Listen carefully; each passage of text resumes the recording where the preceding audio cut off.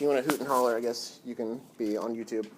All right, so the next definition is the circle thing.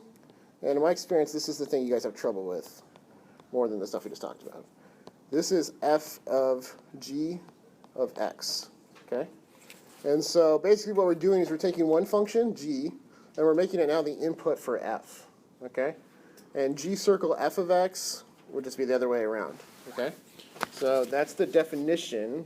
And I think the only real way to get at this definition is to do some examples and then have you guys do some, okay? So let me go ahead and write those examples out.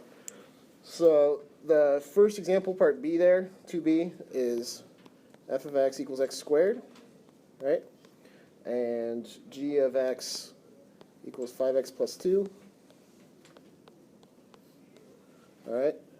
So in that situation, if I want f of g of x, I'm going to go ahead and go to the next slide since you have it in front of you. What I think about is that, please excuse my dear Aunt Sally, right? That phrase you've heard before, the parentheses are what's inside. So if you just go in where g is, let's just change it. G of x, we know, is 5x plus 2. And now we're taking f of that, okay? So that's now x. That is the thing you put in f. And f says, whatever you give me, I will square it, right? That's what the x squared means. So I will then square all of that if that's what I'm given. So notice I have to use parentheses there, right? That is the new function, okay?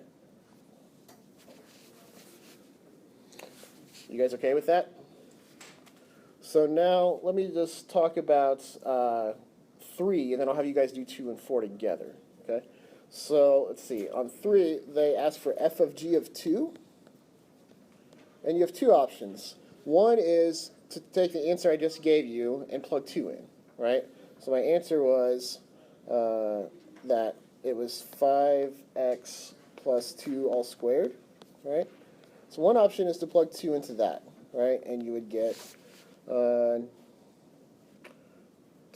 12 squared, so you get 144. I plugged 2 in for x, right? And I got 5 times 2 plus 2 is 12, and then I squared it. Okay, that's one option.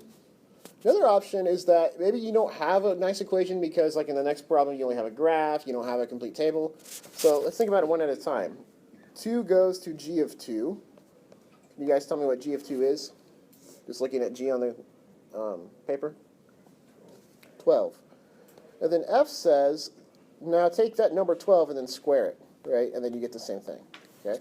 It seems basically like the same thing, but the second time I didn't have to have an equation, I just had to know the points. So if you have like a table for f and g, or you just have a graph, the second option is just to start from the inside, 2 plug into g, g of 2, whatever that comes out to be, plug that into f, right? So here I plugged it into f, okay? So this becomes f of 12. All right, so let me stop recording this.